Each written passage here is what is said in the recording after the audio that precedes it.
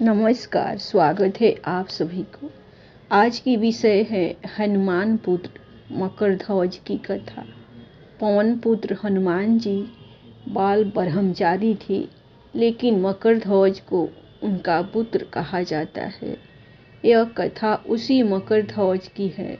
वाल्मीकि रामायण के अनुसार लंका जलाते समय आग की तपिश के कारण हनुमान जी को बहुत पसीना आ रहा था।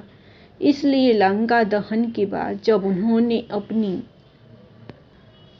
पूंछ में लगी आग को बुझाने के लिए समुद्र में छलांग लगाई तो उनके शरीर से पसीने की एक बड़ी सी बूंद समुद्र में गिर पड़ी।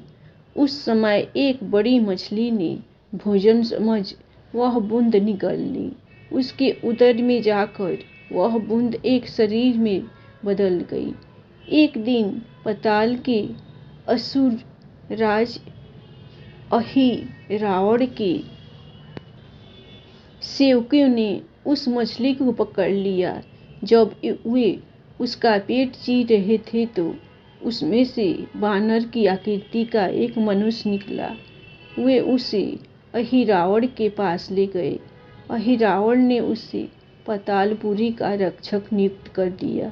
यही वानर हनुमान पुत्र मकरध्वज के नाम से प्रसिद्ध हुआ। जब राम रावण युद्ध में हो रहा था तो रावण की आज्ञा अनुसार अहिरावण राम लक्ष्मण का अपहरण कर उन्हें पातालपुरी ले गया।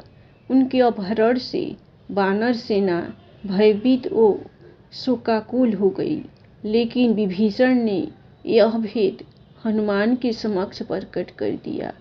तब राम लक्ष्मण की सहायता के लिए हनुमान जी पातालपुरी पहुंचे।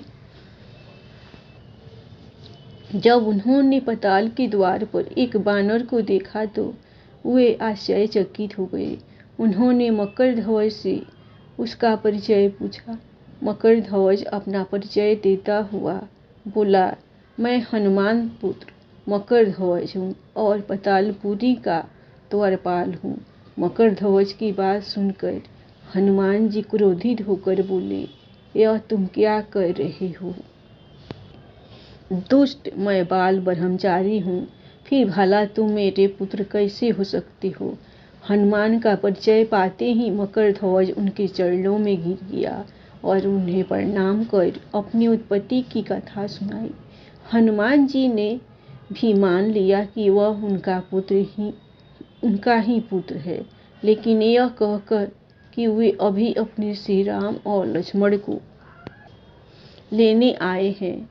जैसे ही द्वार की ओर बढ़े वैसे ही मकरध्वज उनका मार्ग रोकते हुए बोला, पिताश्री, यह सत्य है कि मैं आपका पुत्र हूँ, लेकिन अभी मैं अपने स्वामी की सेवा में हूँ, इसलिए आप अंदर नहीं जा सकते।